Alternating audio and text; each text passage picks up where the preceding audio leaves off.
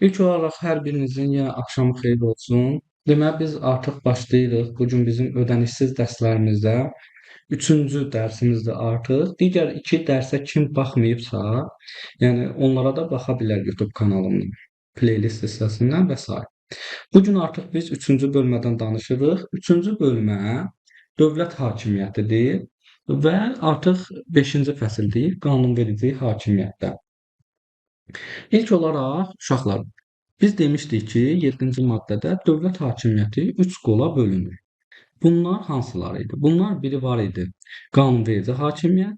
Qanunverici hakimiyyəti Milli Məclis həyata keçirir Azərbaycan Respublikasında. Digər məsələ, məhkəmələr həyata keçirir. Yəni bu məhkəmə işləri ilə bunlar məşğul olurlar. Bir də var icra hakimiyyəti. Uşaqlar, icra hakimiyyətini prezident həyata keçirir. Yadınızda saxlayın. İcra hakimiyyəti prezidentə mənsubdur. Niyə? Çünki burada məsələ var. Çünki prezident icra hakimiyyəti səlahiyyətlərinin həyata keçirilməsi üçün Nazirlər Kabinetini yaradır. Biz ona baxacağıq. Nazirlər Kabineti də prezidentin yuxarı icra orqanıdır. Əgər imtahanda sizə sual düşsə ki, məsələn, icra hakimiyyətini prezident həyata keçirir, bilin ki, bu yanlışdır. Bu arada bu dediyim məsələ imtahana da düşmüş məsələdir. Daha sonra bu ümumi bir giriş verirəm. İndi biz bu gün 5-ci fəsildə qanunverici hakimiyyətdən danışacağıq. Hətta belə bir sual da qarşıma çıxmışdı ki, Konstitusiyada hansı adda bölmə yoxdur? Baxın, qanunverici hakimiyyət fəsildir, bölmə adı deyil. Bölmənin adı dövlət hakimiyyətidir. Bura aiddir qanunverici, məhkəmə və icra hakimiyyəti. İndi başlayırıq biz maddə 81-dən danışmağa. Qeyd etdik ki, Azərbaycanda qanunverici hakimiyyəti Milli Məclis həyata keçirir. Bəs Milli Məclisdə neçə nəfər bizim deputatımız ola bilər? Milli Məclisin say tərkibi 125 deputatdan ibarətdir. Uşaqlar, 125 deputat say yerimiz var. Amma o demək deyil ki, həmişə də 125-i də dolu olmalıdır. Ola bilər indi kimsə deputatından, mandatından məhrum edilə bilər və s. Amma ümumi say 125 deputat ola bilər maksimum. Gəlirik Milli Məclis deputatlarının seçkilərinin əsasları. Biz ümumiyyətlə bu referendumu da keçəndə qeyd etmişdik ki, seçkilər necə olurdu? Seçkilər bizdə olur ümumi, bərabər, birbaşa seçki hüququ əsasında sərbəst, şəxsi və gizli səsvermə yolu ilə seçilirlər. Bu barədə də mən artıq danışmışdım, yəni bunlar nə deməkdir. Burada majoritar seçki sistemindən söhbət gedir uşaqlar. Majoritar seçki sistemi dedikdə baxın, burada qeyd hissəsində də qeyd etmişəm. Yəni burada seçicilər birbaşa olaraq namizədin özünə səs verir. Məsələn, indi biz deputatdan danışırıq, elə deputatlardan deyim. Görmüsünüz, parlament seçkiləri zamanı deputatların orada, deputatlığa namizədlərin orada şəkilləri olur, adları olur. Biz onların birbaşa özünə səs veririk. Amma ümumiyyətlə bir də var majoritardan başqa digər seçki sistemi var, proporsional seçki sistemi var. O isə necədir? Orada isə partiyalara səs verirlər və ümumi partiya neçə faiz səs yığırsa, ona uyğun deputatlar say bölgüsü düşür. Yəni məsələn də səslərin 30%-ni yığıbsa, tutalım özümdən deyirəm, 130 nəfər deputatla təmsil olunur həmin partiya. Bax bu, məsələn, Türkiyədə, qardaş respublikada hal-hazırda bu sistem əsasındadır. Daha sonra uşaqlar, bu hissəyə baxandan sonra nə sualınız da olsa, şərh hissəsinə yazın, mən oxuyacağam, sonra cavablandırın. Daha sonra baxırıq Milli Məclisin çağırışının səlahiyyət müddəti.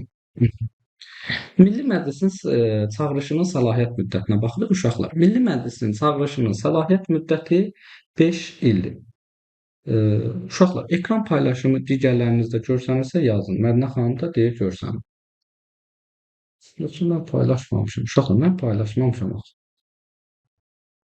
Siz mənə demirsiniz, müəllim, görünür. İndi görəcəksiniz. Hə, bax belə. Milli Məclis çağırışının səlahiyyət müddətinə baxaq. Deməli, Milli Məclisin çağırışının səlahiyyət müddəti uşaqlar 5 ildir. Amma bu 5 ildən çox ola bilərmi? Belə bir imtahan sualı var.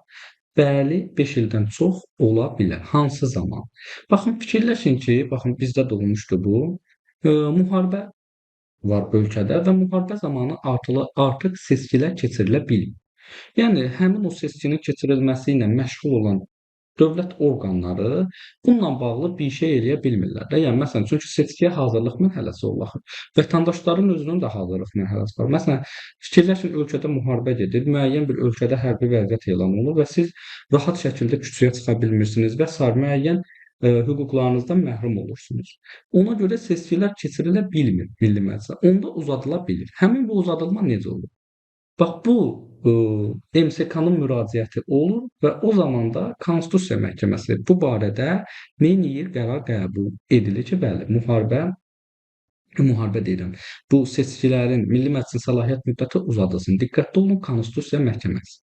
Daha sonra eyni şəkildə Milli Məclisə görək hər çağırışı, yəni bu söhbət dedik ki, səlahiyyət müddəti 5 ildir də, hər çağırışının səlahiyyət müddəti. Nə zamanları olur? Hər 5 ildən bir noyabr ayının 1-ci bazar günü keçirilir. Daha sonra bəs deputatların səlahiyyət müddəti necə olur? Deputatların səlahiyyət müddəti isə Milli Məclisin çağırışının səlahiyyət müddəti ilə məhdudlaşır. Yəni uşaqlar imtahanda gedib düşsə ki, Milli Məclis deputatının çağırış səlahiyyət müddəti məsələn 5 ildir, bu əslində yanlışdır. Çünki siz bilmirsiniz axı Milli Məclisdə seçkilər uzadılacaq, uzadılmayacaq. Bunun səlahiyyət müddəti ola bilər 6 il də ola bilər. Müharibə olar 7 il də ola bilər. Az da ola bilər. Bu arada bizdə olub növbədən kənar Milli Məclisə seçkilər ola bilər. Ona da baxacağıq. Ona görə diqqətli olun bu məsələlərdə. 4-cü bəndin artıq şərhi ilə mən keçirəm. Nə deyir? Milli Məclisdə deputatlıqdan çıxanların yerinə yeni seçkilər keçirilirsə, məsələn, gəlin birinizin adını götürün. Məsələn, olsun Gülsüm xanım. Gülsüm xanım deputatdır və daha sonra bunu deputatlıqdan çıxarırlar.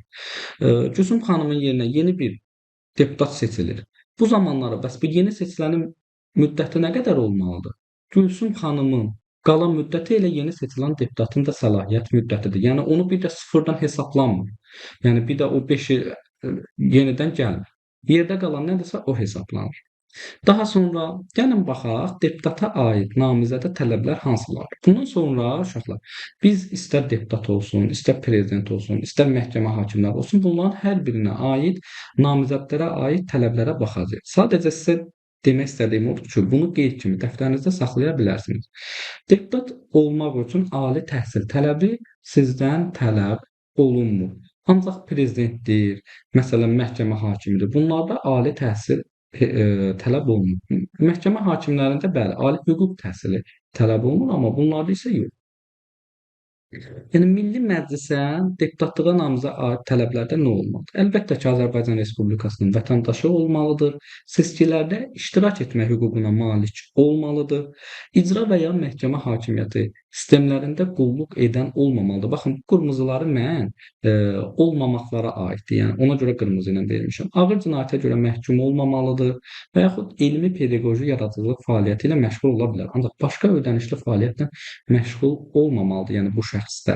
Yəni qeyd etdiyim kimi Milli Məclisdə deputat üçün əsas məsələlərdən biri də burada ali təhsil tələbinin olmamasıdır. Və əlbəttə ki, 3 hakimiyyət var dövlət hakimiyyətində. Bu qanunverici orqana namizəd olduğu üçün digər 2 orqanda işləyə bilməz. Yəni söhbət gedir məhkəmə ilə icra hakimiyyəti orqanlarında. Elə məsələn prezidentin özündə də qeyd olunur ki, qanunverici hakimiyyətdən məsələn məhkəmə hakimiyyətində bu adamlar işləməməlidir. Yəni digərlərində. Daha sonra gəlin baxaq nəyə? Milli Məclisdə deputatların seçkilərinin nəticələrinin yoxlanılması. Fikirləşin ki, artıq seçkilərimiz olub. Seçkilər bitib, biz onun nəticələrini yoxlamalıyıq və təsdiq olunmalıdır bu kimsə tərəfindən ki, hüquqi qüvvəyə minsin. Bax, bu məsələlərlə bağlı Konstitusiya Məhkəməsi, bəli, Konstitusiya Məhkəməsi yoxlayır və təsdiq edir həmin bu seçkilərin nəticənin düzgünlüyünü. Bu da Konstitusiya Məhkəməsinin ikinci artıq belə deyək, səlahiyyətidir. Birincidə də o idi ki, Milli Məclisin seçkilərin keçirilmə vaxtını uzadılar. Yəni üzr istəyirəm, çağırış müddətinin uzadılması ilə bağlı qərarda Konstitusiya Məhkəməsi qərar qəbul edirdi bununla bağlı. Daha sonra gəlin baxaq Milli Məclisin deputatlarının səlahiyyət müddəti nə vaxt bitir? Milli Məclisin deputatlarının səlahiyyət müddəti Milli Məclisin yeni çağırışının ilk iclas günü bitir. Biz baxacağıq ki, ilk iclaslar nə vaxt keçirilir? Biz bayaqlarda dedik ki, Milli Məclisdə deputatlıqdan çıxanların yerinə seçkilər keçirilə bilər və yeni gələn deputatın da müddəti özündən əvvəl çıxanın müddəti ilə məhdudlaşır. Amma əgər bu müddət 120 gündən az müddət qalarsa keçirilmir. İmtahanda salırlar uşaqlar 120 gün. 120 gün yox, 120 gündən az müddət qalarsın. Artıq Milli Məclisin 83 deputatının səlahiyyəti təsdiq olunduqda səlahiyyətli olur. Biz baxacağıq Milli Məclisdə bəzi məsələlərlə bağlı 83 səs çoxluğu ilə qəbul olunur, digər məsələlərlə bağlı da 63 səs çoxluğu ilə qəbul olunan qanunlarımız olacaq. Yəni ancaq səlahiyyətinin təsdiq olunması isə 83 deputatın səlahiyyəti ilə Milli Məclis səlahiyyətli olur, belə deyək. Yəqin ki, suallarınız yoxdur bununla bağlı. Olarsa, yenə deyirəm, şərh hissəsinə yazarsınız. Biraz səbirli olsanız, sonda sizdən suallar eləyəcəm, testimiz olacaq, rahat işləyəcəksiniz. Keçirik Milli Məclisin sessiyalarına uşaqlar. Milli Məclisin ümumiyyətlə hər il ərzində 2 dənə növbəti yaz və payız sessiyaları olur. Deputatlar da yığılır bura. 83 deputat var idi ki, artıq onun səlahiyyəti təsdiq olunandan sonra biz dedik Milli Məclis səlahiyyətli olur və artıq bu səlahiyyətlər təsdiq ediləndən sonra Milli Məclisin ilk iclası var. Həmin gündən başlayaraq bir həftədən gec olmayaraq çağırılır. Artıq bu ilk iclas çağırılanda əvvəlki deputatların da səlahiyyət müddəti bitir. Bayaqları qeyd etmişdik. Əgərləri mart ayının 10-na qədər 83 deputatın səlahiyyəti təsdiq olunmursa, onda yenə Konstitusiya Məhkəməsi Milli Məclisin ilk iclasının keçirilmə vaxtını müəyyən edir. Görürsünüz, başqa bir məhkəmə adı çəkmirik. Ali Məhkəmə demirəm, Apellyasiya Məhkəməsi demirəm və s. Sonra keçirik ikinci və üçüncü bənd. Uşaqlar, ən çox imtahana düşən və uşaqların belə deyək, çaşdırdığı hissələrdir. Növbədən kənardan bir də qapalı sessiyalar. Növbədənkənar sessiyanı Milli Məclisin sədri çağırır. Ancaq burada həm prezident, həm də Milli Məclisin deputatlarının tələbi var. Burada Milli Məclisin 42 deputatının tələbi var. Belə bir şey deyim, dəftərinizdə qeyd edin. Hansı sessiyanı ki, Milli Məclisin sədri çağırır, orada hər iki subyekt də tələb edir. Həm prezident tələb edir, həm də Milli Məclisin deputatı. Ancaq digər qapalı iclasda isə burada yenə deputatın tələbi var, söhbət yox. Ancaq prezidentin təklifi olur burada və Milli Məclisin sədrinin çağırılması barədə bir şey yoxdur burada. Bax, diqqətli olun, suallarda da düşür. Bəs burada növbədənkənar sessiyada gündəliyi kim müəyyənləşdirir? Elə bu sessiyanın çağırılmasını tələb edən şəxslər də, subyektlər də, yəni prezidentlə deputatlar da müəyyənləşdirir. Oradakı gündəlikdəki məsələlərə baxırlar. Məsələn də dövlət qulluğunda maddələrin dəyişdirilməsi ilə bağlı özümdən deyim. Baxdılar. Baxandan sonra həmin sessiyanın işi bitir. Bu qədər sadə. Daha sonra keçirik digər hissəyə. Baxın, burada da mən bu kitabda fərqləri göstərmişəm ki, buna baxıb belə də oxuya bilərsiniz. Bu kitabı da mənim Telegram qrupumdan əldə edə bilərsiniz. Daha sonra baxırıq burada Milli Məclis deputatlığından məhrum etmə və Milli Məclis deputatlarının səlahiyyətlərinin itirilməsi. Fikirləşin, bir dənə deputat da seçilib və artıq məhrum edilir. Real hadisələrdə də bu olub. Biraz internetdə araşdırsanız bununla bağlı xəbərlərə rast gələ bilərsiniz. Baxırıq ki, Milli Məclisin deputatı deyir, aşağıdakı hallarda mandatından məhrum edilir. Çünki bu deputata mandat verəndə bunun müəyyən bir səlahiyyət müddəti ərzində toxunulmazlıq hüququ olur. Yəni bu cinayət başında yaxalanma halı yoxdursa, bunun haqqında hər hansısa bir izahat alınmır və s. ona da baxacağıq. Deməli, belə olur. Birinci baxırıq ki, seçkilər zamanı səslərin düzgün hesablanmadığı aşkar olundu. Daha sonra fikirləşin, hər hansısa bir deputatdır. Bu deputat gedir başqa ölkənin vətəndaşlığını qəbul edir və bu məsələdə artıq başqa ölkənin vətəndaşlığını qəbul etdiyi üçün Azərbaycanda ikili vətəndaşlığa icazə yox. Və qəbul etdiyi üçün yenə deputat mandatlığından belə deyək, mandatını itirir. Daha sonra cinayət törətdikdə və yaxud məhkəmənin qanuni qüvvəyə minmiş hökmü olduqda söhbət getmir ağır cinayətdən, yazıq cinayət törətdikdə. Daha sonra dövlət orqanlarında vəzifə tutanda və yaxud din xadimi olanda və yaxud sahibkarlıqla və ya hər hansısa bir işlə məşğul olurdu. Ancaq bura elmi pedaqoji fəaliyyət aid deyil, yaradıcılıq fəaliyyəti aid deyil. Uşaqlar, pedaqoji fəaliyyətlə siz özünüz də gələcəkdə dövlət qulluqçusu olanda sizə pedaqoji fəaliyyətə yalnız dövlət orqanının rəhbərinin icazəsi ilə bu işlə məşğul ola biləcəksiniz. Digərlərində icazəyə ehtiyac yoxdur.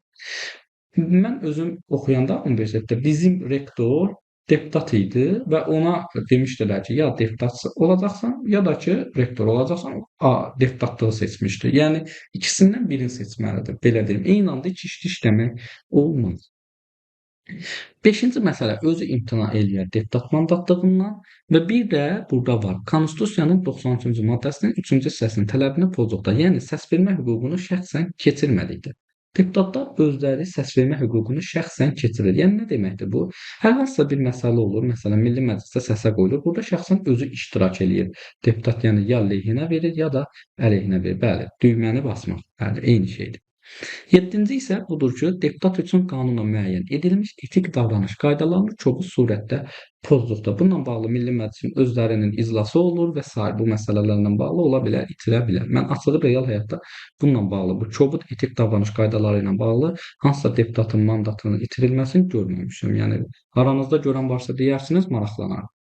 Daha sonra bir də ikinci bənd var. İkinci bənddə qeyd olunur ki, daimi icra edə bilmədikdə və qanunla nəzərdə tutulmuş digər hallarda da deputat öz səlahiyyətlərini itirir. Müvafiq qərarın qəbul edilməsi isə qanunla qəbul olunur. Xaçmaz deputatı yazmısınız və ona baxarıq, görək nə məsələdir xaçmaz deputatı məsələsi. Daha sonra Milli Məclis deputatlarının toxunulmazlığı. Mən qeyd etdim ki, bəli, bunun bir mandatı varsa, bu artıq nə deməkdir? Pandemiyadır da. Aha, tamam, baxaram ona. Milli Məclis deputatının səlahiyyətinin toxunulmazlığından danışaq. Səlahiyyətin deyirəm, üzr istəyirəm, deputatlarının toxunulmazlığından. Burada söhbət nədən gedir? Bayaqlarda qeyd etmişdim ki, bunun bir mandatı varsa, bu toxunulmazdır və səlahiyyət müddəti ərzində deputatın şəxsiyyəti toxunulmazdır. Yəni söhbət gedir ki, bu cinayət başında yaxalanma halı yoxdursa, o zamanları biz onun barəsində cinayət məsuliyyətinə biz deyəndə, yəni dövlət orqanlarının söhbət gedir. Cinayət məsuliyyətinə cəlb edilə bilməz, tutula bilməz, axtarışa məruz qala bilməz, şəxsi müayinə edə bilməz. Bu kimi məsələlər önəmlidir. Ancaq işdi şahidi oldu deputat cinayət məsələsi, cinayət törətdi. O zaman nə edir? Belə olanda Milli Məclisin deputatını tutan orqan baş prokurora xəbər verir. Baş prokuroruna, baş prokurorluğun yox, baş prokuror, yəni Kamran müəllimin təqdimatına əsasən Milli Məclisin qərarı ilə həmin deputatın toxunulmazlığına xitam verilir. Baxın, Milli Məclis deputat Milli Məclisdədir deyə ona görə Milli Məclis xitam verir. Amma biz baxacağıq, birinci vitse-prezidentdir, baş nazirdir. Bunları prezident vəzifəyə təyin eləyirdi. Ona görə bunlarda isə prezident məsələn bunun toxunulmazlığına xitam verir. Çünki baş nazirin də toxunulmazlıq hüququ var, səlahiyyət müddəti ərzində birinci vitse-prezidentin də var və sair bu kimi məsələlər. İndi maddə 91-ə baxaq uşaqlar. Milli Məclis deputatının məsuliyyətə cəlb olunmasına qoyulan qadağalar. Baxın, Milli Məclisin deputatı söhbət gedir burada Milli Məclisdəki fəaliyyətinə, səs verməyə və söylədiyi fikrə görə məsuliyyətə cəlb oluna bilməz. Yəni hər hansısa bir məsələ ilə bağlı. Məsələn, baxın bir deputatımız çıxıb demişdi ki, çıxıb deyəndə yəni orada Milli Məclisdə demişdi ki, məsələn himnin dəyişdirilməsi ilə bağlı məsələ. Demişdi ki, himnimizi biz dəyişdirək, çünki himnimizdə məsələn mən indi musiqiçi deyiləm. Orada demişdi ki, dəyişilməsi yaxşıdır, çünki aşağı tonlarda demişdi, yazılmışdı və sair, tam yadımda deyil. Ancaq onun fikrinə görə məsələn sosial şəbəkədə linç edirdilər və sair. Yəni qanun isə deyir ki, konstitusiya deyir ki, yəni bu Milli Məclisin deputatının oradakı fəaliyyətinə, hər hansısa söylədiyi fikrə görə bunu məsuliyyətə cəlb edə bilmərik. Söhbət dövlət orqanları tərəfindən gedir əlbəttə ki. Və razılığı olmadığı hallarda onlardan bunlarla əlaqədar izahat, ifadə tələb edilə bilməz. Bax, bu da önəmli məsələdir. Daha sonra uşaqlar, keçirik digər məsələyə. Milli Məclisin işinin təşkili. Yəqin ki, aranızda Hesablama Palatasını eşidən şəxslər var. Hesablama Palatası Milli Məclisin orqanıdır və Hesablama Palatası Milli Məclis yaradır. Və bu, onu da qeyd edim ki, düzdür, bu bizim dərsimizə aid deyil. Dövlət orqanlarında birinci kateqoriya dövlət orqanı sayılır. Milli Məclisin özünün məsələləri nədir? Özü iş qaydasını müəyyən eləyir, müvafiq orqanlarını yaradır və öz sədrini və bir də ki, müavinlərini seçir. Komitələri və komissiyaları təşkil edir. Milli Məclisin 12 komitəsi var uşaqlar, əlavə məlumat. Və Milli Məclisin sədri də məsələn prezident tərəfindən seçilmir. Milli Məclisin deputatları seçilir, ondan sonra sədr də seçilir. Bu da belə. İndi gəlirik Milli Məclisin aktlarına. Milli Məclisin aktları hansılardır? Konstitusiya qanunlardır, bir də ki, qərarlardır. Uşaqlar, konstitusiya qanunları ilə indiyənə qədər, bu Milli Məclisə qədər hansı məsələ müəyyən olunur? Ananızda bilən varsa yaza bilər. Mən ilk dərsimdə bu barədə demişdim. Yəni konstitusiya qanununu biz nəyə müəyyən edirik? Bu konstitusiyada. Siz onu şərh hissəsinə yazın, mən də oxuyaram.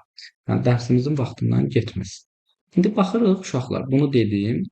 Və biz burada dedik ki, deputatlar səs vermə hüququnu şəxsən həyata keçirir. Şəxsən həyata keçirmədikdə deputatlığından belə deyək, məhrum edilirdi və Milli Məclisin qərarlarında icra və məhkəmə hakimiyyəti orqanlarına konkret tapşırıqlar nəzərdə tuta bilməz. Çünki axı bu üç orqan biz demişdik uşaqlar, səlahiyyətləri çərçivəsində müstəqildirlər axı.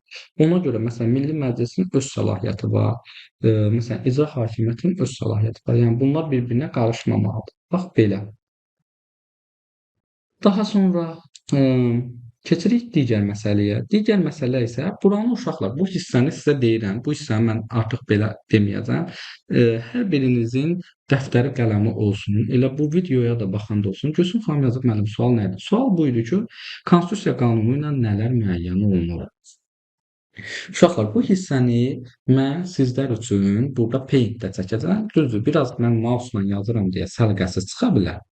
Yəni üzrlü sayılma görə. Ancaq siz dəftərinizdə rahat qeyd eləyə bilərsiniz. Baxın, bununla bağlı YouTube-da da var, mənim konstitusiyadan qızıl qaydalarda. Deməli, Milli Məclisin bir var həll etdiyi məsələ, bir də var Milli Məclisin ümumi qaydaları, məsələlərin həllinə dair ümumi qaydaları. Çalışıram ki, bunu bir mouse-la səliqəli yazım. Cihazım yoxdur. Aha, bunu da belə xəttir. Bunu da belə eləyək, bu tərəfdə də həll etdiyim misal olur. Uşaqlar, Milli Məclisin ümumi qaydası ilə bağlı birinci bunu yadınızda saxlayırsınız ki, burada qanun qəbul olunur. Və onu da qeyd edirik. Uşaqlar, burada olan məsələlərlə bağlı qanunlar 63 səs çoxluğu ilə qəbul olunur. Milli Məclisin neçə deputata baxır? 125 deputat olmalıdır da, düzdür? 125-i yox, 124-ü 2-yə bölsək 62 eləyir. Deməli, 62-dən də plus 1 olur da, səs çoxluğu ilə olur. Ola bilər hər hansı bir məsələ ilə bağlı 62 deputat əleyhinə bilər, 62 də əleyhinə bilər. İndi bu qanun qəbul olunmalıdır axı nəticədə. Onunla bağlı ona görə 63 eləyiblər ki, yəni 1 plus olsun da hər ehtimal. Amma o demək deyil, hər məsələ 63 səslə qəbul olunur. Elə məsələlər var, 83 səslə qəbul olunur. İndi o məsələlər hansılardır? Baxın, gəlirik bura. Göz yaddaşınızda qalsın deyə deyirəm. Prezident seçkiləridir, Milli Məclisə seçkilərdir, Milli Məclis deputatlarının statusudur, bir də referendumdur. Bax, bu üç məsələ ilə bağlı uşaqlar. Üç məsələ 83 səs çoxluğu ilə qəbul olunur. Məsələn, sual düşsə ki, 83 səs çoxluğu ilə hansılar qəbul olunur? O zaman siz baxırsınız bura, deyirsiniz prezident seçkiləridir, Milli Məclisə seçkilər də deputatların statusudur, Milli Məclis seçkilər və bir də ki, referendum məsələsidir. Bunlarla 83 səs çoxluğu ilə qəbul olunur. Üçüncü burada bir məsələ var, uşaqlar. Siz bu məsələlərə baxsanız, ümumi qaydalara görəcəksiniz ki, hər birində isim var. Söhbət isim deyəndə nəyə nəzərə alınır? Baxın, dövlət tərtibləridir, fiziki və hüquqi şəxslərin statusudur, mülki hüquq obyektləridir. Ancaq burada iki dənə məsələmiz var. İki dənə məsələnin biri 17-ci bəndədir, bu hissədədir və bir də baxın, beynəlxalq müqavilələrin təsdiqi və ləğvi. Bunlar feildə olsa, bunlar ümumi qaydalardır və bununla bağlı qanun qəbul edilir. Uşaqlar, bu iki məsələni mütləq şəkildə yadınızda saxlayırsınız. Baxın, yazanlarınız da oldu, bəli. Cinayət məsələsi ilə beynəlxalq müqavilələrin təsdiqi və nəyi ləğvi.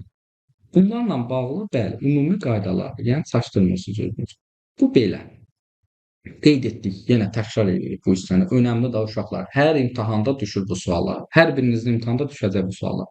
Ümumi qaydalarla bağlı ilk olaraq qanun qəbul edir 63 səs çoxluğu ilə. Ancaq 3 məsələ ilə bağlı 83 səsli prezident seçkiləridir. Milli Məclisin seçkiləri və deputatların statusu və bir də ki, sonuncu məsələ referendum. Üçüncü bizim belə deyək, məsələmiz buydu ki, bunlar isim olsa da iki məsələmizdə feil var. Bir, beynəlxalq müqavilələrin təsdiqi və ləğvi, bir də cinayətə görə cinayət pozuntularının müəyyən edilməsi və s. Bax, bu ümumi qaydalar. İndi mən bu tərəfdən, bunu da qırmızı ilə yazım, siz də dəftərinizdə qırmızı qələmlə yazsanız yaxşı olar. Həll etdiyi məsələni yazın. Uşaqlar, şərt deyil burada hamısını əzbərə biləsiniz. Yəni, bunların fərqini bilmək üçün. Ancaq bu önəmli məsələ nədir? Uşaqlar, həll etdiyi məsələ ilə bağlı ilk olaraq onu qeyd edirəm ki, qərar qəbul olunur. Qanun yox, Burada qərar qəbul olunur. Ancaq burada da bir məsələmiz var. Bütün məsələlərlə bağlı qərar qəbul olunmur uşaqlar. Bizim 5 dənə məsələmiz var. 5 dənə məsələ ilə bağlı qərar qanun qəbul olunur. Baxmayaraq ki, həll etdiyi məsələdir. Biz deyirik axı həll etdiyi məsələ ilə bağlı qərar qəbul olunur. Amma bunlarla bağlı qanun qəbul olunur. İndi bunlar hansılardır? Baxın, gəlin baxaq. Mən bu kitabda da bunları qara ilə vermişəm. Baxın, Milli Məclisin işinin təşkili, prezidentin təqdimatı ilə diplomatik nümayəndəliklərin təsis edilməsi, inzibati ərazi bölgüsü, dövlətlərarası və hökumətlərarası müqavilələrin təsdiqi və ləğvi və bir də prezidentin təqdimatına əsasən dövlət büdcəsinin təsdiq edilməsi və onun icrasına nəzarət. İcrasına nəzarəti də Hesablama Palatası ilə eləyir. Uşaqlar, bu 5 maddəni əzbərə bilməlisiniz ki, bunlar həll etdiyi məsələdə olsa, onlarla bağlı qanun qəbul edir. Məsələn, 5 yazıram, bir-bir yazmıram ki, vaxt getməsin, çünki çətinlik çəkirəm. Bununla bağlı qanun qəbul edir. İkinci məsələ nədir burada bizim məsələmiz? Baxın, burada biz demişdik ki, isim. Elə burada belə yazın, isim yazın. Ancaq həll etdiyi məsələlərlə bağlı feil olur, demək olar bütün sözlər. Ancaq burada da istisnamız varmı? Var. Bunun biri inzibati ərazi bölgüsüdür, uşaqlar. Biri də apellyasiya yox, amnistiya məsələsi var. Amnistiya. Baxın, bu iki məsələ isimdə olsa, bunlarla bağlı, yəni həll etdiyi məsələdir. Bunları da yadınızda saxlayırsınız. Sonra burada yadda saxlamalı heç nəyə ehtiyac yoxdur. Baxın, bu hissəni də uşaqlar, bax dəftərinizdə səliqəli şəkildə qeyd edin ki, imtahanda da yaxşı yaza biləsiniz. İndi mən bununla bağlı suallarım olacaq sizə. Narahat olmayın, baxacağam görüm dərsə necə qulaq asmısınız. Buradan X eləyək, buna ehtiyacımız yoxdur. İndi uşaqlar, burada biz gəlirik Milli Məclisin həll etdiyi məsələyə. Mən dedim artıq bunlar barədə həll etdiyi məsələlər nədir, nə deyil. Ancaq yəni baxaq hansı məsələləri həll edirlər Milli Məclisdə həll etdiyi məsələlər. Bax bunları dedik artıq bu 5 məsələni keçək 6-ya. Prezidentin təqdimatı ilə ombudsmanın seçilməsi. Bu 83 səs çoxluğu ilə olur uşaqlar, bilməsəniz də olar. B kateqoriyasında olanlar ombudsman haqqında konstitusiya qanunu var. O qanunu oxuyanda biləcəklər bu haqda. Orada yəni 3 namizəddən biri seçilir sonda. Prezidentin təqdimatına əsasən hərbi doktrinanın təsdiqi, Konstitusiyada nəzərdə tutulmuş hallarda prezidentin fərmanının təsdiqi. Baxın uşaqlar, Milli Məclis baş nazirin vəzifəyə təyin olunmasına razılıq verilir. Ancaq vəzifədən azad olunanda buna razılığı alınır.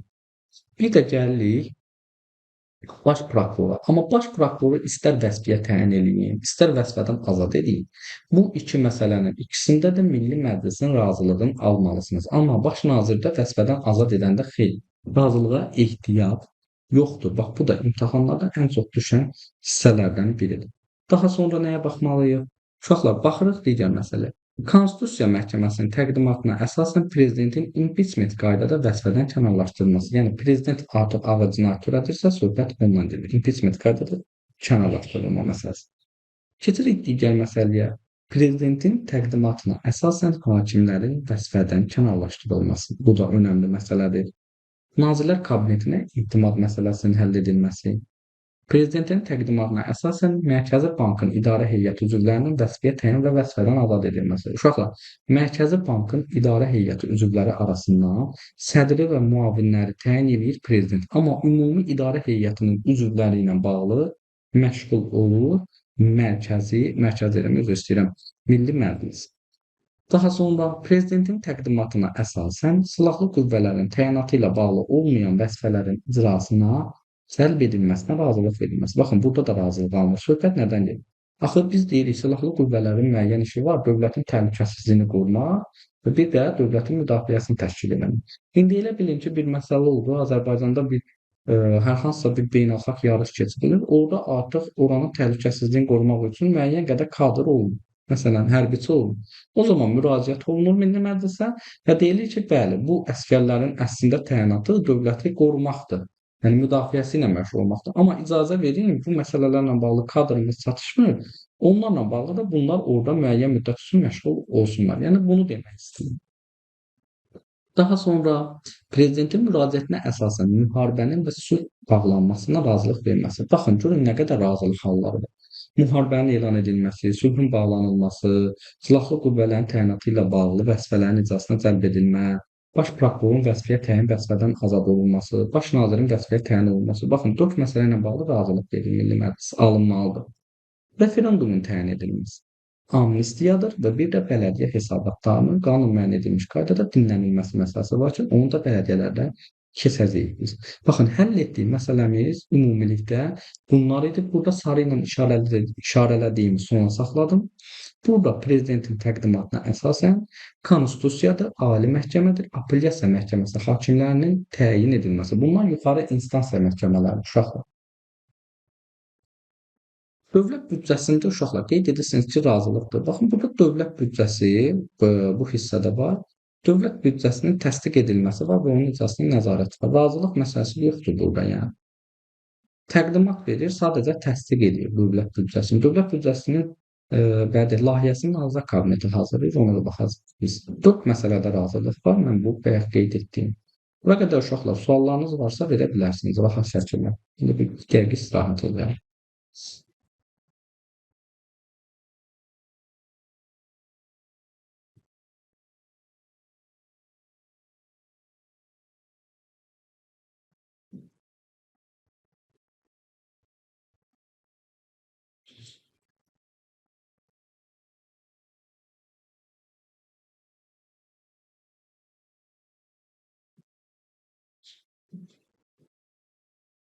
Uşaqlar, davam eləyək. İndi mən yoruluram, sonra sualları verəcəm sizə. Artıq onda siz işləyəcəksiniz, siz yorulacaqsınız, mən dincələcəm. İndi baxırıq, bir məsələni də deyim, ondan sonra keçim digər hissəyə. Uşaqlar, bu yuxarıda dediyim, həll etdiyim məsələlər olsun, ümumi qaydalar olsun. İndi bunlara mən əlavələr eləmək istəyirəm də, məsəl üçün bax bunlar. Tutalım da hər hansısa bir məsələ ilə bağlı. O zaman onu Konstitusiya qanunu ilə əlavələr oluna bilər. Konstitusiya qanunları var, Konstitusiyada. Bunların qəbul olunması məsələsi var. 95 səs çoxluğu ilə Milli Məclisə qəbul olunur və sair. Bu kimi məsələlər var yəni. Bunların fərqini də mən YouTube-da izah eləmişəm. Konstitusiya qanunu ilə qanun. İndi uşaqlar, baxırıq qanunvericilik təşəbbüsü hüququna. Baxın, mən bunu deyəcəm. Yenə siz bunu dəftərinizdə qeyd edəcəksiniz. Mən dediyim şəkildə. Paint yazıram. Baxın uşaqlar, qanunvericilik təşəbbüsü hüququ kimlərdədir? Mən buradan bir dənə papa sözünü yazıram və siz də bu sözə uyğun olaraq dəftərinizdə qeyd edirsiniz ki, yadınızdan çıxanda biləsiniz. Bax, buradakı qanunvericilik təşəbbüsü hüququ bir prezidentdədir. Burada prezident yazıram. A kimdir burada? A ali məhkəmədir. Buradan prokuraturadır. Prokurorluqdur. Söhbət baş prokurorluqdan gedir. Və buradan Naxçıvanın Ali Məclisidir. Söhbət Naxçıvandan gedir. İndi burada da başını yazın. Naxçıvanın Ali Məclisi. Və bununla bitmir. Plus üzərinə gəlir. Seçki hüququ olan uşaqlar, seçki hüququ olan 40 min vətəndaş və bir də Milli Məclisin əlbəttə ki, deputatlar. Bax, bunlar qanunvericilik təşəbbüsü hüququna malik olan subyektlərdir. Yəni, hər hansısa bir qanunla məsələn deyirəm də, dövlət qulluğunda maddənin dəyişdirilməsi ilə bağlı. Kimlər təşəbbüs eləyir? Bax, bu şəxslər belə həmin subyektləridir. Belə də qanunvericilik təşəbbüsü hüququnun subyektləridir. Daha sonra burada qeyd olunmaq nə? Yəni, bu layihələrdə yəni söhbət gedir ki, artıq belə bir qərarlarımız hazırlandı, qanunlarımız hazırlanıb. Orada indi dəyişikliklər olmalı. Bu dəyişikliklər həmin qanunvericilik təşəbbüsü hüququndan istifadə edən subyektin razılığı ilə edilə bilər. Bax, bu önəmli məsələdir. Daha sonra həmin ki, bu şəxslər var idi, prezidentdir, ali məhkəmədir, seçki hüququ olan 40 min vətəndaşdır, prokurorluqdur, Naxçıvanın Ali Məclisidir. Bunların təqdim etdiyi qanun və qərar layihələri 2 ay ərzində səsə qoyulur. Məsələn də gəlin fikirləşək ki, dövlət qulluğu haqqında bir qanun səsə qoyulmalıdır. Bu 2 ay ərzində səsə qoyulur. Amma yox, əgər təcili elan olunubsa bu məsələ, onda bu müddət 20 gün təşkil edir. Diqqətli olun, 20 gün. Amma bu təcili olan məsələlərdə gördüyünüz kimi seçki hüququ olan 40 min vətəndaşın adı qeyd olunmuyub, deputatın da adı qeyd olunmuyub. İndi deputat oradadır da, özü Milli Məclisdə oturur yəni. Daha sonra keçirik nəyə? Keçirik digər məsələ. Bu qanunvericilik təşəbbüsü hüququ çox önəmli məsələdir. Düşür. Çünki biz keçəcəyik ki, Konstitusiya məhkəməsində də keçəcəyik ki, Konstitusiya məhkəməsinə sorğu verən subyektlər kimlərdir? Onlar da önəmlidir. Dedik ki, 2 ay ərzində səsə qoyulub qanun və qərar layihələri. Qanunlar qəbul olundu. İndi hər hansısa dövlət qulluğunun dəyişdirilməsi haqqında bir qanun qəbul olundu. 14 gün müddətində prezidentə imzalanmaq üçün təqdim edilir. Amma yox, təcil edirsə, onda 24 saat ərzində prezidentə təqdim edilir. Baxın, ən belə tez qanunun qəbul olunma məsələsi var ki, birinci dedik ki, təcili elan olunubsa 20 gün ərzində səsə qoyulur. Sonra prezident də onu 24 saat ərzində prezidentə hələ qanun qəbul olunandan sonra 24 saatda prezidentə təqdim olunmalıdır. Prezident də bəli, 56 gün ərzində imzalayır. Ona da keçəcəyik biz. Daha sonra Milli Məclis bəs qərarları nə zaman qüvvəyə minir? Artıq və orada dərc edildiyi gündən qüvvəyə minir, əgər özündə başqa qayda nəzərdə tutulmayıbsa. Məsələn, qanun qəbul olunub, deyirlər ki, bu qanun məsəl üçün də yanvarın 1-dən qüvvəyə minir. Elə bir şey yoxdursa, elə dərc edildiyi gündən qüvvəyə minir. Dərc edilmə də qəzetdə də ola bilər, öz saytında da ola və sair kimi məsələlər. Milli Məclisin buraxılmasına baxaq. Milli Məclis buraxıla bilərmi? Bəli, buraxıla bilər. Hansı məsələlərlə bağlı? Uşaqlar imtahana düşür Milli Məclisin buraxılma halları. Bir il ərzində 2 dəfə Nazirlər Kabinetinə etimadsızlıq göstərərsə və yaxud həmin o yuxarı instansiya məhkəmələri vardır. Konstitusiyadır, Ali Məhkəmədir. Mərkəzi Bankın idarə heyətinin dediyi ki, kollegiya fəaliyyəti üçün zəruri olan sayda üzvlər seçir. Bax bunlardır. Bunları prezident 2 dəfə təqdim etdikdən sonra qanunla müəyyən edilmiş müddətdə təyin etmədikdə və yaxud da ki, bu həll etdiyi məsələdir, ümumi qaydalardır. Bu məsələləri də icra eləyə bilmədikdə Milli Məclis buraxılır. Və əlbəttə ki, burada digər məsələlər var. Baxın 96-cı maddə nə idi? 96-cı maddə qanunverici təşəbbüsü hüququndan istifadə edən subyektlərdir. Orada olan məsələlərin icrası ilə bağlı məsələləri həll edəməyəndə Milli Məclis buraxılır. Ancaq burada yadınızda saxlayın ki, bir il ərzində 2 dəfədir söhbət gedir Nazirlər Kabinetinə etimadsızlıq göstərəndə. Yəni 2 dəfə mütləqdir. Bu bizim üçün açar sözdür. Həmçinin burada da Mərkəzi Bankın idarə heyəti üçün burada da 2 dəfə təqdim edildikdən sonra 3 yoxdur. Növbədənkənar seçkilər keçək. Yəni bu növbədənkənar seçkilərlə o da müəyyən olunur ki, Milli Məclisin çağırışının səlahiyyət müddəti 5 ildən az ola bilər. Biz dedik də səlahiyyət müddəti 5 ildir, amma 5 ildən çox da ola bilər, 5 ildən az da ola bilər. Və daha sonra baxın, elə bilin ki, Milli Məclisin deputatının çağırış müddəti var, səlahiyyət müddəti tutalım da bu il bitir 2025-də. Yox, 2025 olmasın da 2026 olsun. İndi belə bir məsələ oldu. 2026-da bitməlidir. Gəldi biz elə oldu ki, Milli Məclisi buraxdı prezident 2025-də. Yenidən seçkilər keçirildi. İndi Milli Məclisin növbəti seçkiləri nə vaxt keçirilməlidir? 2030-da olacaq da, buradan hesablanır. 2025-də keçirilibsə 2030-da olacaq. Daha 2026-dan hesablanmır bunu. Bu da imtahana düşmüş sual olur. Baxaq görək burada nə qaldı? Burada deyəsən bir şey qalmayıb. Hə, uşaqlar, bir də sonda bir məsələni də diqqətinizə çatdırıram. Bəzi məsələlər bu da var konstitusiyamızda. Milli Məclisin səlahiyyətlərinə bunlar da aiddir. Burada sadəcə ikisini yadınızda saxlayın. Dövlət qulluğunu idarə etmə şurası üzvlərinin bir qisminin seçilməsi və bir də korrupsiyaya qarşı mübarizə üzrə komissiya üzvlərinin bir qisminin seçilməsi. Korrupsiyaya qarşı dövlət qulluğunda 18 üzv olur. Onun 6-sını Milli Məclisin sədri, 6-sını prezident, 6-sını Konstitusiya Məhkəməsinin sədri təyin edir. Korrupsiyaya qarşı mübarizə komissiyasında da səhv eləmirəmsə 15 üzv olmalı idi. Onun 5-in Milli Məclisin sədri təyin eləyir. Bax bunlar da bir qismdir. Digərlərində isə ümumiyyətlə üzvlərin təyin edilməsidir. Bunlara aiddir Radio Yayım Şurası üzvləridir, İctimai Televiziyanın, Mərkəz Seçki Komissiyasının üzvlərinin təyin edilməsi, bir də burada var Məhkəmə Hüquq Şurası üzvlərinin burada da bir qismidir. Bir qisminin seçilməsi. 3 məsələdə bir qismdir, digərində isə üzvlərin təyin edilməsidir. Bununla da uşaqlar bizim artıq qanunverici hakimiyyətdən belə deyim. Mən dərs izahını verdim, şərhini verdim. Nə suallarınız varsa verə bilərsiniz. Sual mən bir dənə ekranda paylaşımı dayandırım və sizin üçün bir dərsə də baxaq. Dərs yox, əstəğfurullah. Bir dənə biz burada suallara baxaq. Mənim suallarım var. Bunu həll eləyək. Onunla da dərsimizi yekunlaşdıraq. Suallarınız varsa yazın şərh hissəsini.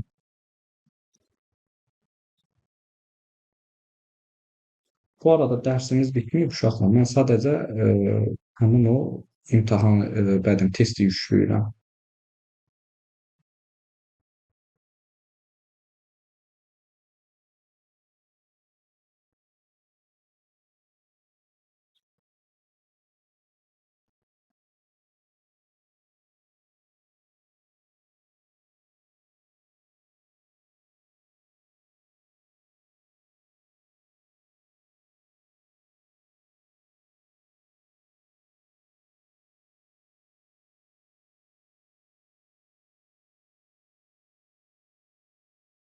Türkan xanım, mən bu PDF-i Telegram kanalıma yükləmişəm.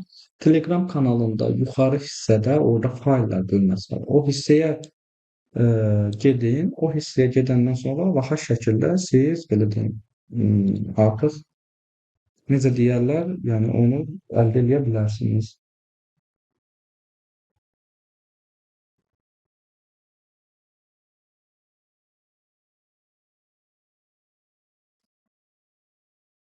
Hı hı, siz sağ olun. Məndə hazır olur. Hə, tamam. Dəqiq uşaqlar. Dərsimizə yeni qoşulmaq istəyənlər də var. Yəni belə eləyək. Mhm. Siz sağ olun, uşaqlar. Bu PDF-i açın və ekrana artıq paylaşım edə bilərəm.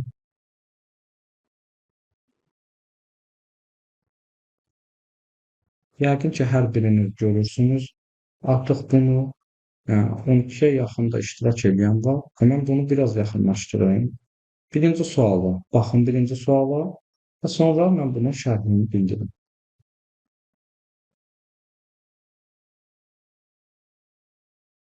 Tam da müzakirə videonun hissəsini dinlədim.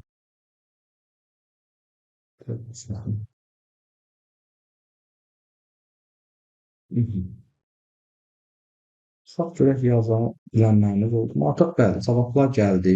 Başlayaq bu sualları izah edək dərsimiz yekunumuz. Konstitusiyaya əsasən Milli Məclis deputatlarının seçkilərinin nəticələrinin yoxlanılması səlahiyyəti əlbəttə ki, bu Konstitusiya məhkəməsinə məxsus idi. Həmçinin təsdiq olunması məsələsi də Konstitusiya məhkəməsində idi. Bunların hər biri imtahana düşüb uşaqlar suallar. Daha sonra baxırıq ikinci suala.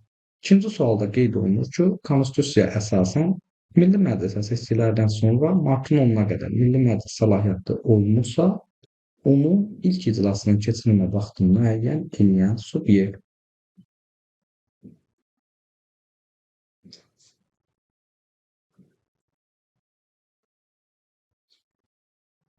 Bəli, cavablarınız gəlir, hər biriniz doğru deyirsiniz. Bəli, burada da Konstitusiya məhkəməsidir. Əla.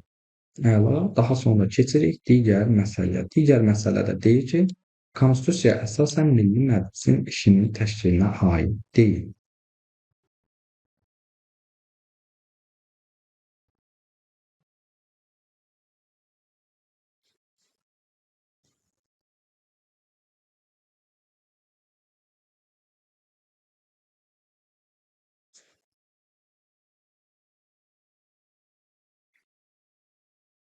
B variantı yazdınız. Bəli, ümumxalq səs verməsini təyin etmək Milli Məclisin işinin təşkilinə aid deyil. Amma müvafiq orqanların yaradıldığı qanunverici hakimiyyət, yəni parlamentin də iş qaydasını müəyyən edirdi və hesablama qaydasını yaratmaq. Hesablama palatasının qaydası nə idi bilmirəm. Hesablama palatasını yaratmaq dedi ki, Milli Məclisin orqanı. Ona görə burada olur B variantı bizim doğru cavabımız olacaq.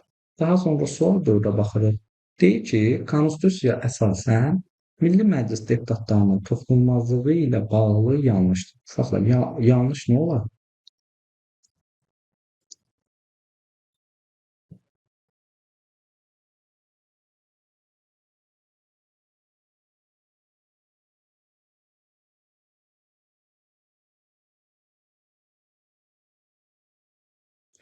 Məsələn, burada ə, D variantında qeyd olunur ki, Milli Məclisin deputatı heç bir halda cinayət məsuliyyətinə cəlb edilə bilməz.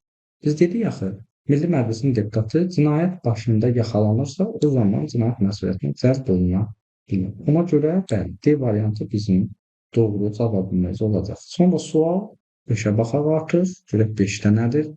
Konstitusiya əsasən doğrunu deyir, qeyd edilir. Milli Məclisin hər çağırışının seçkiləri növbəti çağırış ilinin noyabr ayının sonuncu bazarıdır. Sonuncu bazar günü idi uşaqlar? Yox, əlbəttə ki. Milli Məclisin çağırışının səlahiyyət müddətinin uzadılması barədə qərar Konstitusiya Məhkəməsi tərəfindən qəbul edilir. Bəli, biz demişdik ki, MSK-nın, yəni müvafiq seçkiləri keçirən orqanın müraciətinə əsasən Konstitusiya Məhkəməsi tərəfindən qərar qəbul olunurdu. Ona görə burada da D variantı bizim Doğru cavabımız olacaq. Məsələn, burada deyir Milli Məclisin deputatının səlahiyyət müddəti uzadıla bilmir. Uşaqlar, uzadıla bilməzmi? Uzadıla bilər. Niyə uzadılmasın ki? Çünki Milli Məclisin deputatının səlahiyyət müddəti Milli Məclisin çağırışının səlahiyyəti ilə bitir.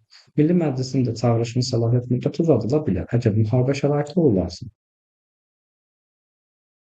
Daha sonra burada deyir ki, D variantında səlahiyyət müddəti qanundan deyil müəyyən edilir. Bu konstitusiya ilə müəyyən edilir. Uşaqlar, çağırışın səlahiyyət müddəti dedikdə 5 ildir. O da konstitusiyada öz əksini tapır. Daha sonra burada keçək uşaqlar digər sualımıza baxaq, görək bunu necə tapacaqsınız. 6-cı sualdır. Konstitusiyaya əsasən Milli Məclisin deputatlığına namizədlərə dair müəyyən edilmiş tələblərə aid deyil.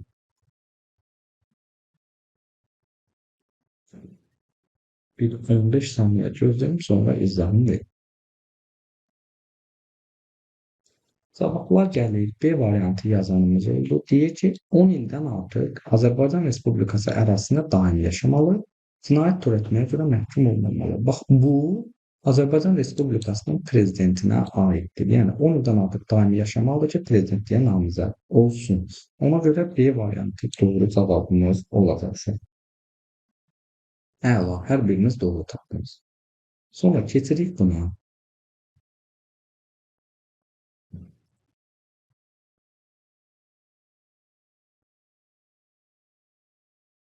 Konstitusiyaya əsasən Milli Məclisdə qanunvericilik təşəbbüsü hüququ mənsubdur. Kimə mənsubdur uşaqlar? Biz dedik axı, burada papa sözü var idi, düzdür?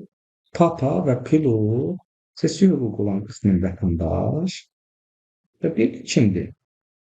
Ay, görürsən, buradan belə bir getdi. Yanlışlıq oldu. Bir də kimdir?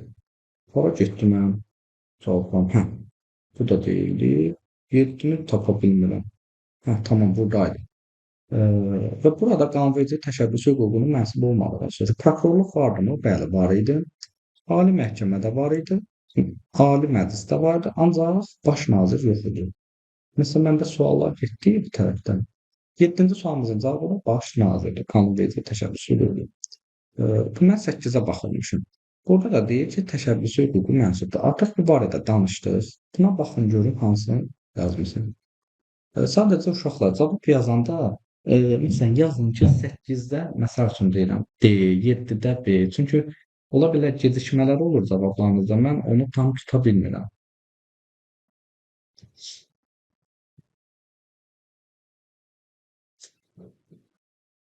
Aha, 8-də B variantı yazmısınız. B-də nədir? Prezident və ali məhkəmə. Başqa görək kimsə yazıbmı? A variantı yazıb Gülsüm xanım. Gülsüm xanım, A variantında Azərbaycan Respublikasının 40 min vətəndaşı deyil. 40 min vətəndaş yox, seçki hüququ olan 40 min vətəndaş. Diqqətli olun uşaqlar. Məsələn, C variantı yazanınız olur. Yoxsa papa sözündə N hərfi yoxdur. Siz niyə bunu götürmüsünüz? C variantı olmaz. Ona görə bu da yanlışdır. Diqqətli olun. Sualları biraz fərqli salanda artıq səhv eləməyə başlarsınız bəziləriniz. Sonra 9-a baxaq. Görək bunu necə tapacaqsınız. Baxın, növbədən kənar sessiyalardan söhbət gedir. Növbədən kənar sessiyalar necə idi uşaqlar? Növbədən kənar sessiyanı Milli Məclisin sədri çağırır. MM sədri. Mən də dedim, sədr kimi çağırırsa, orada hər ikisində tələbi olur.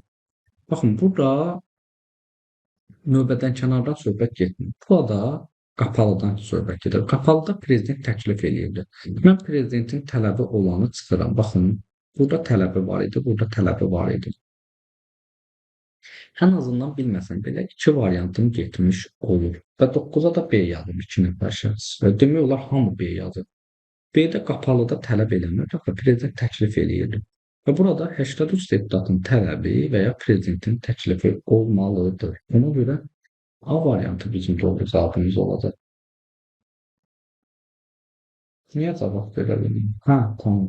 Mən bunu YouTube-dakı uşaqlar üçün də deyirəm, ona görə uşaqlar. Tamam, o zaman bir 20 saniyə gözləyərəm, siz deyərsiniz. O zaman 10-cu suala baxın uşaqlar, mən gözləyirəm onu. 30 saniyə gözləyim, siz baxın.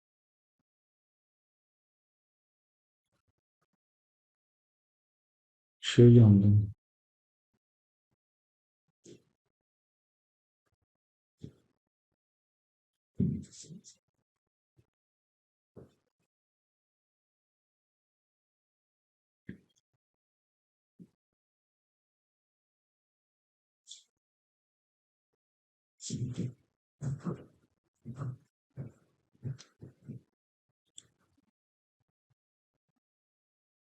Götürün, başa.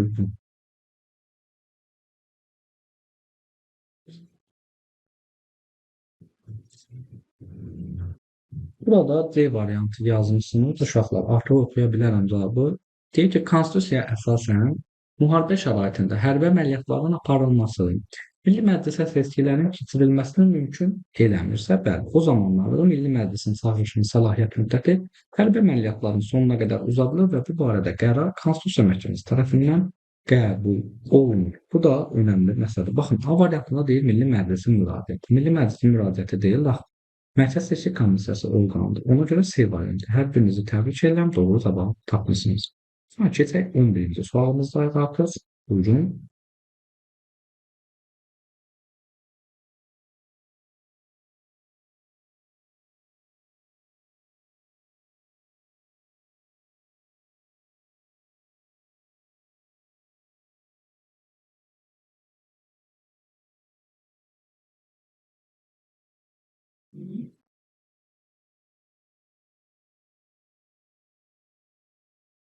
Burada 11-ci sualda qeyd olunur ki, Milli Məclis aşağıdakı məsələyə dair ümumi qaydalar müəyyən edərkən 84 çatçılığının qəbul qanun edir.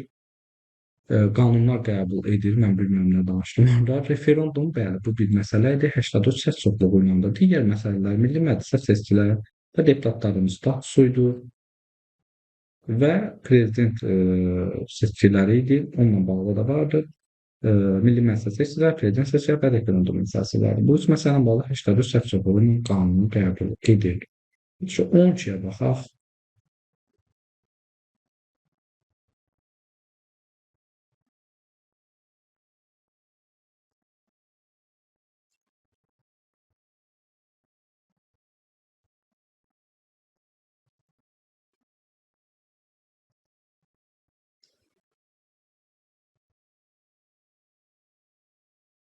12-ci suala fərqli variantlar yazanlar oldu. Yəni söhbət burada gedir 63 səs çoxluğu ilə qanun qəbul eləmir. Söhbət gedir, yəni 83 səs çoxluğu ilə qəbul olunan qanunu axtarır. O da indicə dediyim Milli Məclis deputatının statusudur. B variantı doğru cavab olmalıdır. Uşaqlar, variantları belə yazın. 12B, mən bilim. Çünki bəziləriniz gec yazırsınız. Sonra 13-ə baxaq. Görün, bunu necə düzün. Problem deyil, Gülsüm. Sonra bu suallar Telegram WhatsApp qrupunda, Telegram qrupunda bunların linki paylaşılır. Rahat şəkildə iştirak edə bilərsin. 13-ə A variantı yazanımız olub, C variantı yazanımız olub. Qeyri Milli Məclisin həll etdiyi məsələlərə aid deyil. Bu bizdən inkar soruşur. İnzibati ərazi bölgüsü həll etdiyi məsələdir.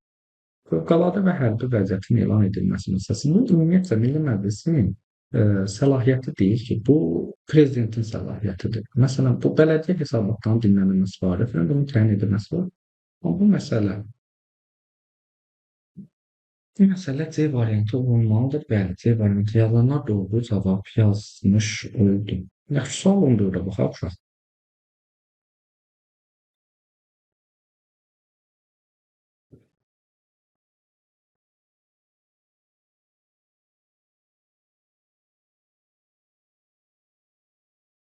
On dördə A yazanlarımız olur. Burada maraqlıdır. Yəni söhbət gedir Milli Məclisin həll etdiyi məsələdən həllinə dair qanunlar qəbul etmir.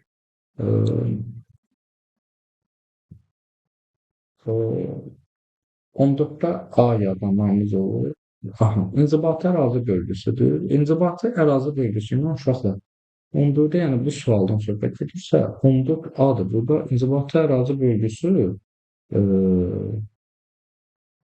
bununla bağlı qanun qəbul edir. Niyə siz A yazmısınız? Yoxsa ona görə A yazmısınız? Mənasını çaşdım burada. Yəni inzibati ərazi bölgüsü ilə bağlı qanun edir. 5 məsələ idi.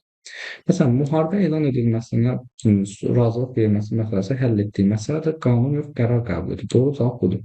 Digər iki məsələ ilə bağlı həll etdiyi məsələ də olsa, dövlət büdcəsinin icrası, və yaxud iclasına nəzarət, müqavilələrin təsdiqləri və bunlarla bağlı qanun qəbul edir. Burada digər sual var uşaqlar. Bəlkə bunu deyirsiniz 14A.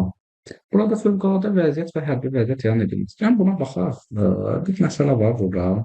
Nə demək istəyirəm? Ola bilər o sualda. Baxın, referendumun təyin edilməsi düzdür. Milli Məclisin səlahiyyətindadır. Amma burada fövqəladə vəziyyət rejimi və hərbi vəziyyət rejimi var. Məsələn, burada fövqəladə vəziyyətin elan edilməsindən gedir. Əslində burada bu sualda elə mən doğrunu deyirəm, C variantı dedim. Bəlkə bunu deyirsiniz uşaqlar. Bu konduda, yəni buna görə A deyirsiniz və sizin çaşqın olun. Həm belə daha sonra keçək digər məsələlərə uşaqlar. Sual 15-ə. Yəni mən 15 deyəndə bunu nəzərdə tuturam. Siz də buna uyğun yazın. Yəni buna baxmayın. Qaralayım ki, bunu görün.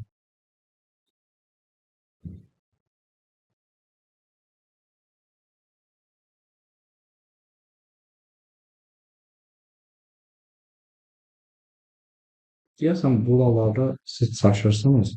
Yəni biraz çünki fərqli variantlarınız olur. Məsələn, baxın, biriniz D variantı yazmısınız, biriniz C variantı yazmısınız. Baxın, D variantı yazanlar üçün uşaqlar, ümumi qaydalar müəyyən edəndə 63 səs çoxluğu ilə qanuni qəbul edir. Bəli, mən bu dedim ki, konstitusiyada təsbit edilmiş insan və vətəndaş hüquqlarına azadlıqların dövlət təminatı var. Daha sonra görək, başqa variantlar yazanlar olacaqdır. Maraqlıdır, mənə olacaq.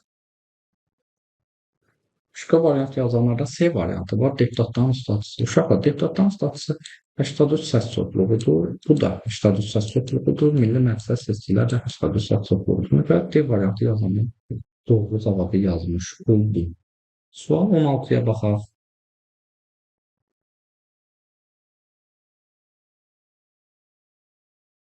Yəni bunu buradan belə silməyim.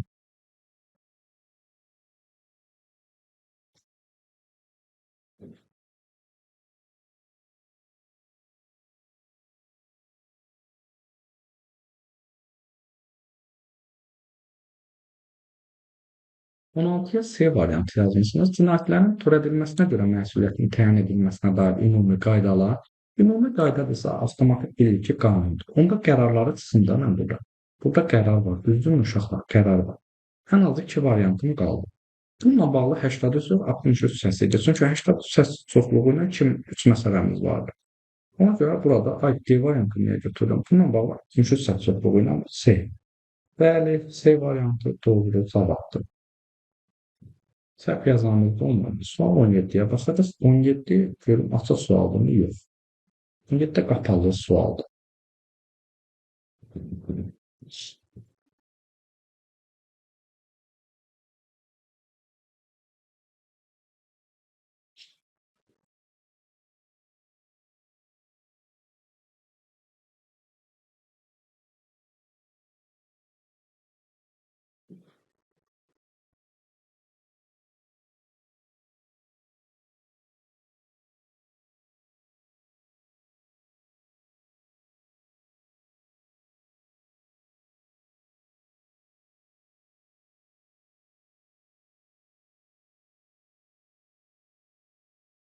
On yeddinci sualda B variantı yazmışsınız. Gəlin baxaq, biriniz də A variantı yazmışsınız və digərləriniz görək hansı cavabları yazmalısınız.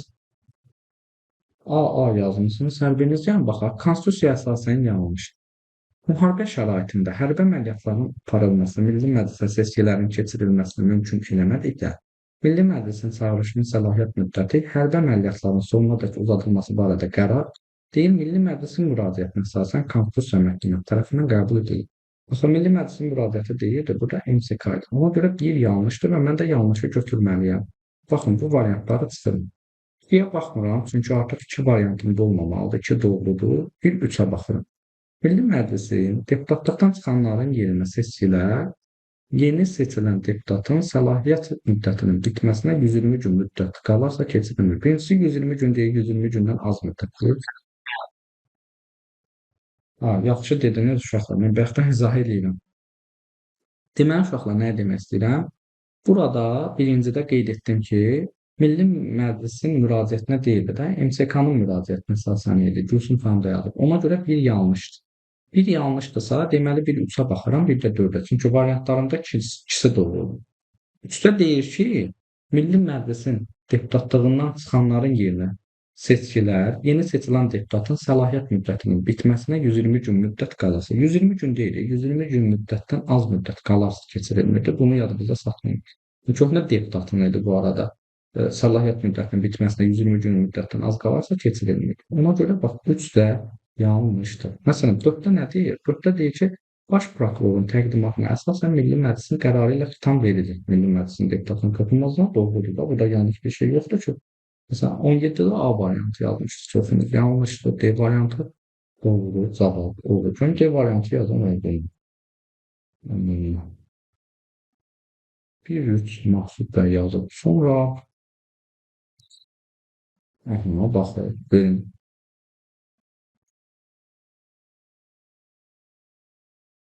120 gün müddətdən az saç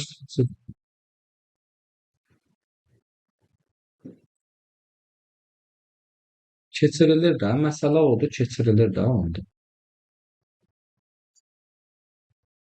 Elə qanundan da əsas məsələ odur ki, uşaqlar. Burada elə sizi çaşdırmaq üçün belə söz oyunları oynayacaqlar. Yaxşı, keçək digər məsələyə. Sual 19-a baxaq.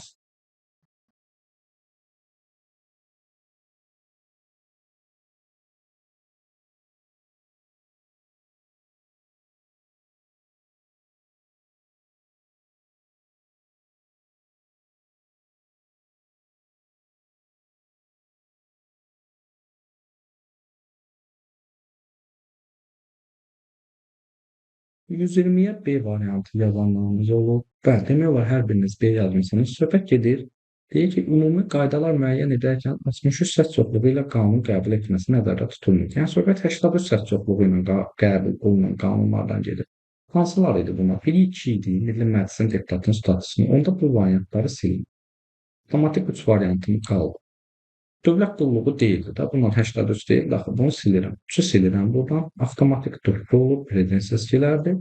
Bir də burada referendum məsələsi var. 2, 4, 7. 6 yazanlar kimlərdir?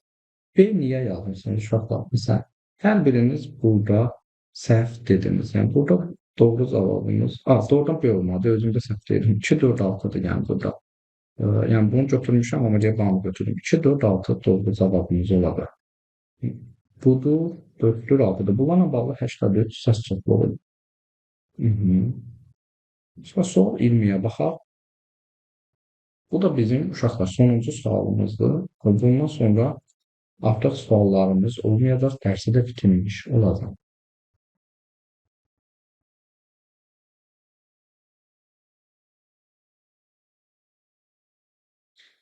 Yazanlarınız oldu, D variantı yazanlarınız oldu. Milli Məclisin səlahiyyətlərinə aid deyil. Burada inzibati ərazi bölgüsü dedik ki, Milli Məclisin həll etdiyi məsələlərdə bağlı qərar qəbul olunur. Ancaq bu inzibati ərazi bölgüsünə bağlı qanun idi. Ümumiyyətlə deyirəm, yadınızda qalsın. A variantı yazan olub. Milli Məclisin növbəti seçkilərin təyin edilməsi məsələsi var. Dövlət Daxili müqavilənin təsdiqi ləğv var. Bu məsələ də var idi. Ümumiyyətlə bu səlahiyyəti müddətində hər biriniz fərqli zad yazmısınız. Müvafiq hallarda prezident fərmanlarının təsdiqi var. Bu müvafiq hal deyil də. Konstitusiyanın nəzərdə tutulmuş hallarda prezidentin fərmanlarının təsdiqi məsələsi var idi. Ona görə burada D variantı bizim doğru cavabımız olmuş olar. Uşaqlar, təsdiqlər məsələsi, dövlət daxili müqavilələrinin təsdiqi ləğvi, həmçinin hökumət daxili müqavilələrində qanunla nəzərdə tutulmayan belə idi səhv eləmirəmsə, onlar yəni Milli Məclisin səlahiyyətindədir. Bax belə uşaqlar, hər birinizə təşəkkür edirəm.